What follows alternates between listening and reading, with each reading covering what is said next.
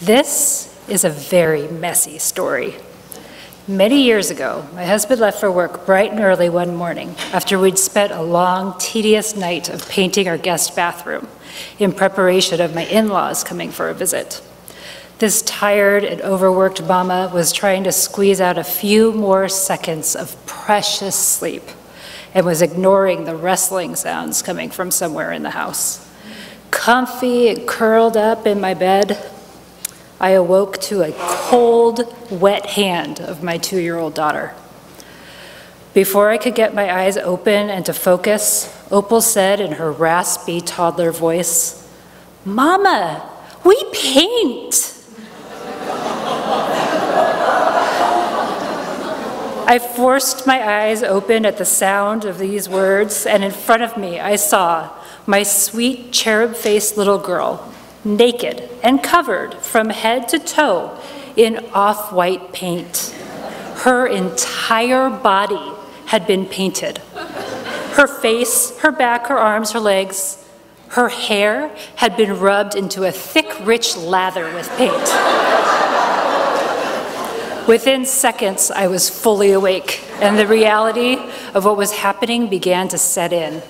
The toddler is covered in paint. She was touching me with little painted toddler fingers. I jumped up in a panic, grabbed the painted girl, and tossed her into an empty bathtub in order to give myself a moment to think. As I walked into the hall, I began to see the full scope of what had happened. There was paint that had been painted on with rollers covering most of my kitchen and dining room floor.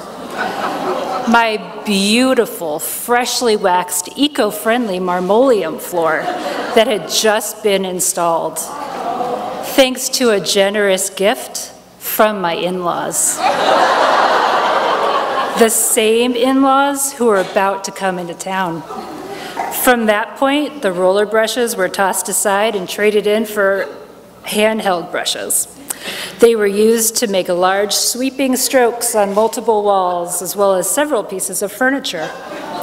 There was a trail of painted footprints mapping the complex route that petite feet took as they went about their scandalous painting adventure. At some point, the brushes and clothes must have proved too cumbersome and were abandoned in a pile in the hall. I'm guessing that's when they moved to handprints. Perfect, tiny handprints like you'd see on a treasured preschool keepsake were stamped generously across my house in semi-gloss interior paint. As I stood in the midst of this shocking scene, I heard a rustling and a giggling and followed the noise into the mudroom off the kitchen. Terrified at what I was about to see, I opened the door slowly to reveal the epicenter of this fiasco. The leftover half-gallon of paint from the guest bathroom project had been dumped on the floor, creating a small wading pool of paint that provided the fueling station for this evil art installation that was covering a large portion of my earthly belongings. And standing proudly in the center of that kiddie pool of doom was the brains of the operation.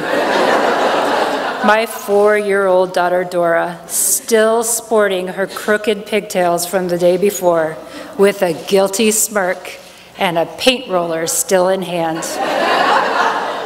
I stared blankly at this child of mine. I had nothing nice to say.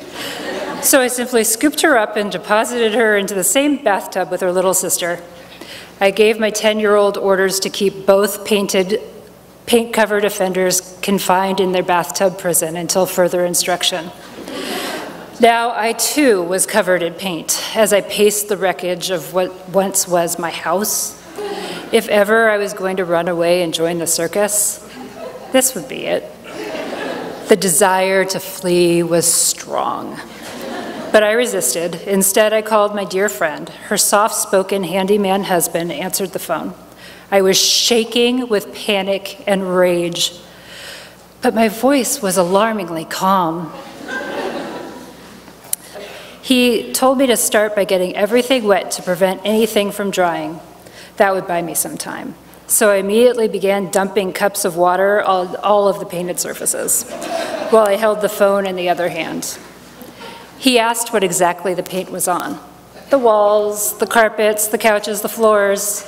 He patiently explained the paint removal process for pretty much every type of surface in my house. I thanked him and hung up the phone. I stood motionless, paralyzed by the overwhelming task at hand. The phone rang just moments later. It was my friend whose husband I had just spoken with. Michelle? Are you okay? She questioned with the sweetest, most concerned voice. No! I sobbed and sunk to the floor. Tears exploded from my eyes. Words like paint, doom, catastrophe, and in-laws sputtered out of my mouth in between the sobs. My wonderful and selfless friend knew that she had to intercede and calmly replied, "We'll be right over." And they were. They came bearing gifts of rags and cleaning supplies of various sorts. I don't know what I would have done without them. I most likely would still be running around my house in sweats without a bra on, crying and dumping water on things. It took us hours to clean up the mess, but miraculously, we got it all washed off, and my in-laws never knew of the painty shenanigans that took place just days before their arrival. Those two girls are tweens now, and they know this story well. They often say things like, "Sorry I broke your flat iron, but at least I didn't dump paint on the floor and roll around in it." It's 10 years later, but if you look very closely, you can still make out a faint handprint on my living room wall. Thank you.